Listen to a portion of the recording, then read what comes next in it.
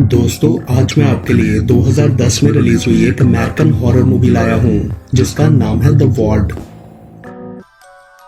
Film के start में हमें 1966 का टाइम दिखाया जाता है, जहां ओरिगोन के नॉर्थ बेंड साइकियाट्रिक हॉस्पिटल में आधी रात को पेशेंट टैमी अपने रूम में किसी से डर रही थी क्योंकि कोई उसके रूम की तरफ आ रहा था। तभी अचानक से कोई अनसीन इवल फोर्स रूम में जाकर उसे मार डालती है। उसके बाद मूवी कट ऑफ होती है और अगले सीन में हम दो पुलिस वालों को पेट्रोलिंग करते हुए देखते हैं। उनको वॉकी टॉकी पर एक हॉस्पिटल से भागी हुई पागल लड़की को पकड़ने के ऑर्डर्स मिलते हैं और तभी हम जंगल में भागते हुए उसी लड़की को देखते हैं। फिर वो एक अबैंडन्ड फार्म हाउस के पास पहुंचकर उसे आग लगा देती है। वो काफी डिस्टर्ब लग रही थी। तभी पुलिस वाले वहां आकर उसे पकड़ लेते हैं। वो काफी एग्रेसिव होकर खुद को छुड़वाने की कोशिश करती है, मगर पुलिस उसे गाड़ी में डालकर ले जाती है, जिसके बाद उसे नॉर्थ बेंड हॉस्पिटल भेज दिया जाता है। वो अपना नाम क्रिस्टन बताती है।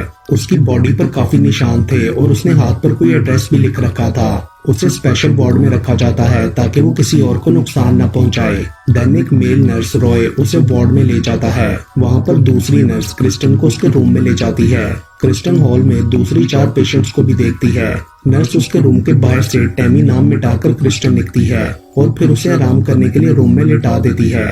ये वही रूम था जहां स्टार्टिंग में टैमी मरी थी। साथ ही पैरेलल सीन में हम एक छोटी लड़की को किसी अबैंडन्ड जगह पर बंधा हुआ देखते हैं। रात को सोते हुए कोई बेड के नीचे से क्रिस्टन का ब्लैंकेट खींच लेता है।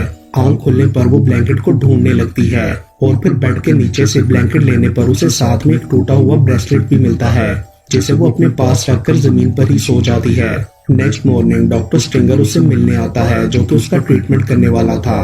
क्रिस्टन उसे बताती है कि कल रात रूम में कोई आया था जिसने उसका ब्लैंकेट खींचा, मगर नर्स बोलती है कि रूम तो सारी रात लॉक्ड था, यहाँ कोई नहीं आ सकता। वो लोग उसे मेडिसिन देते हैं, लेकिन क्रिस्टन ये कहकर खाने से इनकार कर देती है कि मैं बिल्कुल ठीक हूँ और कहती है कि मुझे यहाँ क्यों लाया गया। उसके बाद क्रिस्टन उन दूसरी लड़कियों से मिलती है, जो कि थी एमिली, सारा, जोए और आयरिस। इनमें एमिली शरारती, सारा सिडक्टिव, जोए चाइल्डिश और आयरिस आर्टिस्टिक थी।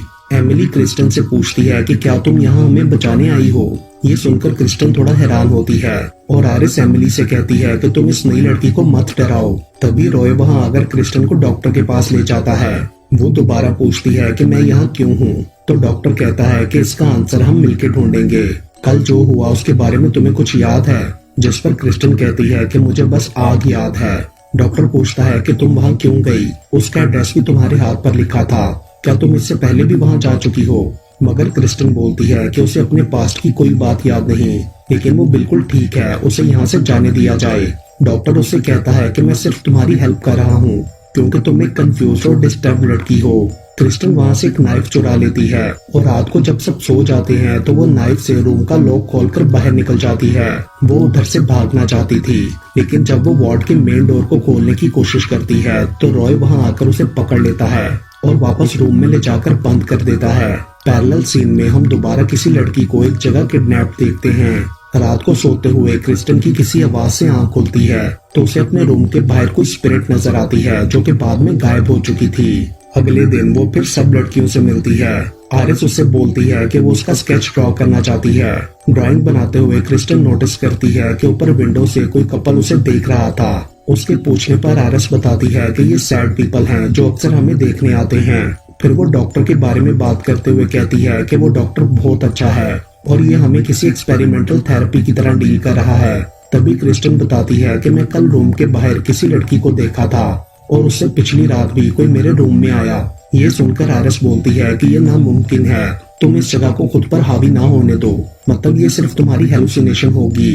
रात को सब लड़कियां हॉल में एंजॉय कर रही होती हैं कि अचानक लाइट चली जाती है क्योंकि बाहर मौसम बहुत खराब था। तभी वो लड़की की स्पिरिट उन्हें हॉन्ट करती है।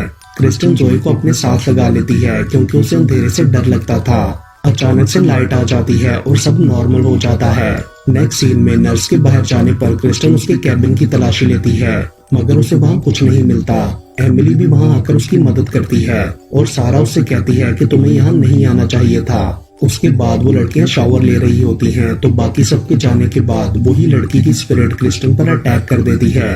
वो उसका गला दबा रही थी। क्रिस्टन की चीखें सुनकर नर्स और बाकी लड़कियां भी वहाँ आती हैं। स्पिरिट अब वहाँ से गायब थी। क्रिस्टन नर्स को उसके बारे में बताती है कि यहाँ कोई था जिसने उसे मारने की कोशिश की। ये सुनकर नर्स उसे सेडेटिव देकर शॉक थेरेपी के लिए ले जाती है। ऐसा लग रहा था कि उसे क्रिस्टन की बात पर ट्रस्ट नहीं, वो भी इसे क्रिस्टन की हेलुसिनेशन समझ रही थी। शॉक थेरेपी के बाद क्रिस्टन की हालत काफी डाउन हो गई थी। नेक्स्ट डे एमिली रूम में आकर उसे जगाती है। देन डॉक्टर उनसे मिलने आता है तो एमिली उससे पूछती है कि आप लोगों ने कल क्रिस्टन के साथ क्या किया। डॉक्टर बताता है कि हमने उसे थेरेपी दी। तो वो कहती है कि जब भी तुम किसी को थेरेपी के लिए लेकर जाते हो तो वो वापस नहीं आती, जैसे कि टैमी। ये सुनकर क्रिस्टन पूछती है कि टैमी कौन है, तो आयरिस बताती है कि वो लास्ट लड़की थी जो यहाँ से बाहर गई। डॉक्टर उसे टैमी की बात ना करने का कहते हुए उनसे कल शावर वाले इंसिडेंट के बारे में पूछता है, जिस पर एमिली कहती है कि मुझे क्रिस्टन पर ट्रस्ट है। नेक्स्ट सीन में आयरिस उन सबको बताती है कि वो यहाँ से रिलीज होने वाली है। वो काफी खुश थी, लेकिन बाकी लड़कियों को उसकी बात पर यकीन नहीं था। और फिर आयरिस नर्स के साथ अपने लास्ट सेशन के लिए डॉक्टर के पास जाती है। डॉक्टर उसे उसकी ड्राइंग्स दिखाता है जिसमें स्पिरिट जैसी किसी चीज की भी ड्राइंग थी, जिस पर आयरिस कहती है कि ये पुरानी है, अब वो बिल्कुल ठीक हो चुकी है, उसे यहाँ से जाना है। डॉक्टर कहता है कि हम आज एक न्यू थेरेपी करेंगे और वो उसे हिप्नोटाइज कर देता है। फिर डॉक्टर कहता है कि तुम अपने घर और पेरेंट्स को इमेजिन करो, तुम्हारा घर कैसा था। आयरिस बोलती है कि मेरा घर व्हाइट है और मुझे बहुत नींद आ रही है। डॉक्टर उससे कहता है कि ये 3 सितंबर 1958 की रात है और तुम अपने बेडरूम में सो रही हो। अगले सीन में हम एक मेल नर्स को देखते हैं जो आयरिस को डॉक्टर के रूम से लेने आया था, मगर वो वहाँ नहीं थी। ये देखकर डॉक्टर हैरान होता है कि वो कहाँ चली गई। दूसरी तरफ आयरिस को होश आता है तो वो खुद को एक व्हील चेयर पर बंधा हुआ पाती है। उसे वही स्पिरिट ऑपरेशन थिएटर में ले जाती है।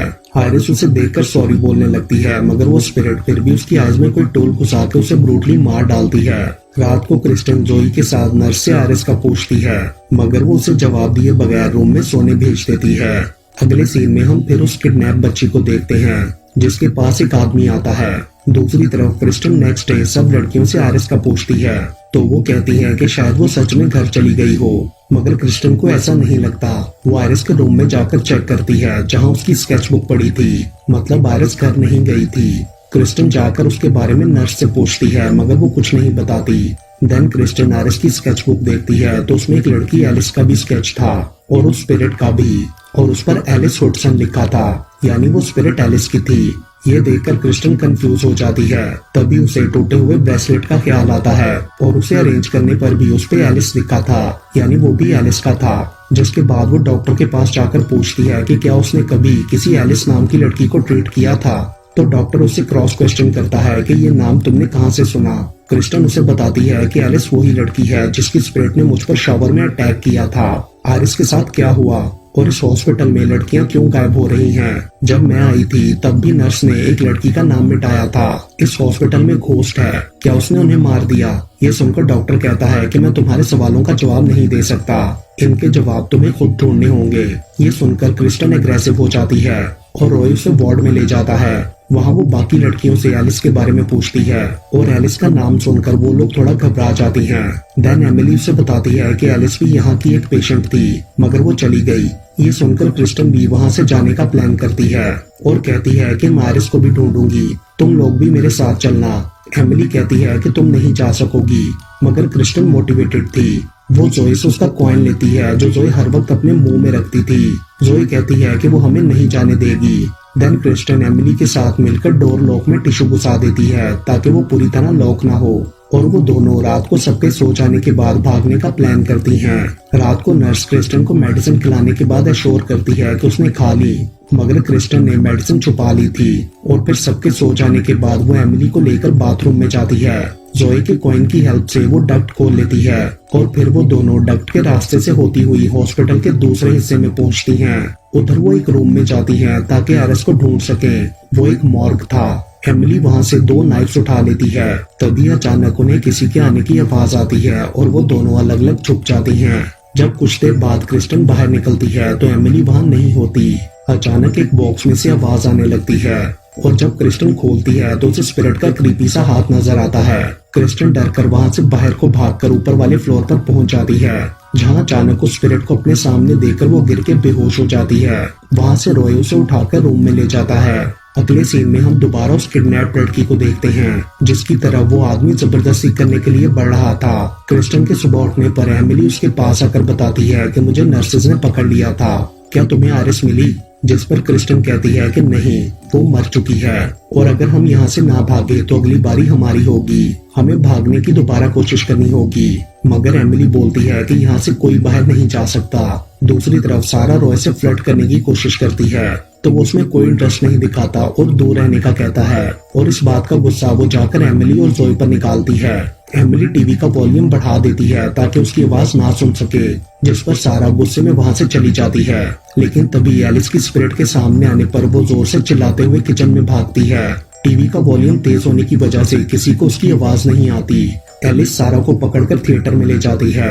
सारा उससे कहती है कि वो मेरा आइडिया नहीं था, बाकियों ने मुझसे करवाया, तुम प्लीज मुझे छोड़ दो।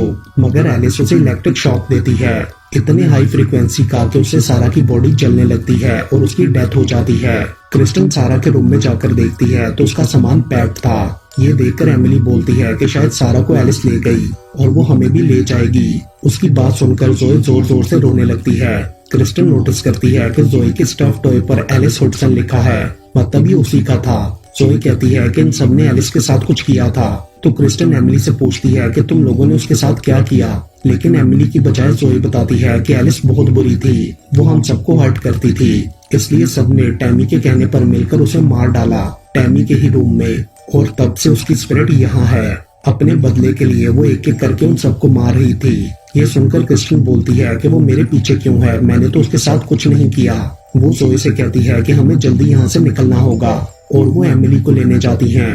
तो वो एलिस के डर से अपनी रिस्ट काटने वाली थी। क्रिस्टन उसे ऐसा करने से रोकती है, मगर तभी एलिस की स्पिरिट एमिली का हाथ पकड़कर उसका गला कटवा देती है, जिससे एमिली की डेथ हो जाती है। जोई ये देखकर बुरी तरह डर गई थी। वो जोर जोर से रोने लगती है और क्रिस्टन से कहती है कि मुझे बचा लो, मैं मरना नहीं चाहती। जिसके बाद वो जोई को प्रिटेंड होस्टेज बनाकर नर्स को डोर खोलने का कहती है। नर्स दरवाजा खोल देती है, लेकिन लिफ्ट के अंदर जाने पर रॉय उसे पकड़ लेता है। इतनी देर में डॉक्टर भी वहाँ आ चुका था और नर्स उसे सेडेटिव इंजेक्शन लगा देती है। फिर वो लोग उसे स्ट्रेट जैकेट पहनाकर रूम में लॉक कर देते हैं। जोई वहीं बैठी ये सब देख रही थी। रूम में क्रिस्टन बैठ के स्प्रिंग की मदद से जैकेट को फाड़कर अपने हाथ खोल लेती है। देन वो मुंह में उंगली डालकर वॉमिट करती है ताकि वो सारी मेडिसिन बाहर निकल आए और फिर दरवाजे के पीछे छुप जाती है।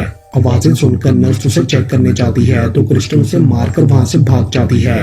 बाहर कॉरिडोर में रॉय पर अटैक करके उसे भी बेहोश कर देती है। देन वो और जोई वार्ड से बाहर निकल जाती हैं और रॉय पीछे से आकर उन्हें रोकने की कोशिश करता है, मगर तब तक क्रिस्टन बाहर से दरवाजा लॉक कर देती है। बाकी स्टाफ और एलिस भी उनके पीछे थे, मगर वो लोग किसी तरह बचकर बेसमेंट में पहुंच जाती हैं।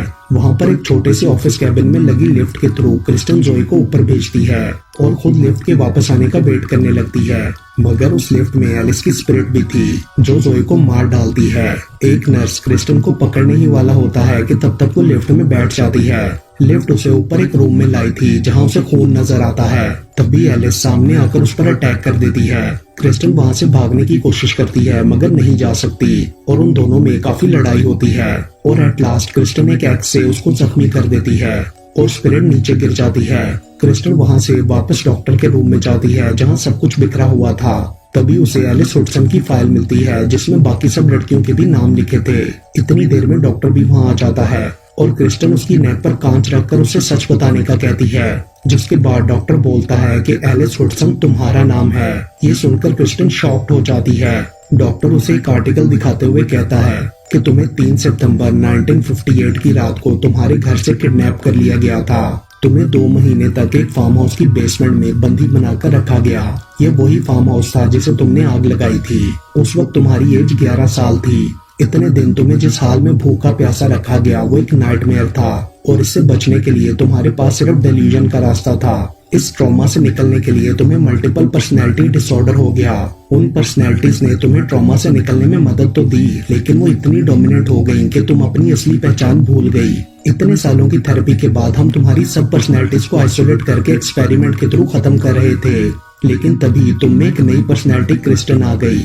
क्रिस्टन डॉक्टर की बातों पर बिलीव नहीं करती तो डॉक्टर उसे हिप्नोटाइज करते हुए सब याद करने का कहता है। तभी एलिस की स्पिरिट वहां आकर उसे लड़ने लगती है और फिर उसे लेकर खिड़की से कूद जाती है, जिसके बाद हम एलिस को नीचे गिरा हुआ देखते हैं। वो जख्मी हो गई थी। नेक्स्ट सीन में डॉक्टर एलिस के पेरेंट्स को बताता है कि उसे लाइफ टाइम के लिए थेरेपी चाहिए होगी। लेकिन अब वो खुद को नुकसान नहीं पहुंचाएगी क्योंकि अब वो अपनी असल पर्सनैलिटी में वापस आ चुकी है। उसके बाद वो लोग उसे मिलने जाते हैं तो वो उन्हें पहचान लेती है, मतलब वो ठीक हो गई थी। तभी रॉय उसका सामान ला कर देता है जिसमें एक बनी ब्रेसलेट और स्केच बुक थी। एलिस डॉक्टर से कहती है कि मुझे सब कुछ याद है, वो फार्म हाउस और अपनी सब पर्सनैलिटीज, एमिली, आरिस, सारा और जोए भी, जिस पर वो लोग बोलते हैं कि ये सब तुम भूल जाओ। और फिर उसके पूछने पर डॉक्टर कहता है कि तुम 2-3 दिन में घर जा सकोगी। उनके जाने के बाद एलिस अपनी स्केच बुक देखती है जिसमें सबके स्केचेस थे। और लास्ट सीन में जब वो घर जाने के लिए रूम में अपना सामान पैक कर रही होती है तो मेडिसिन कैबिनेट खोलने पर अचानक क्रिस्टन उस पर अटैक कर देती है। और इसके साथ ही ये मूवी यहीं पर खत्म हो जाती है।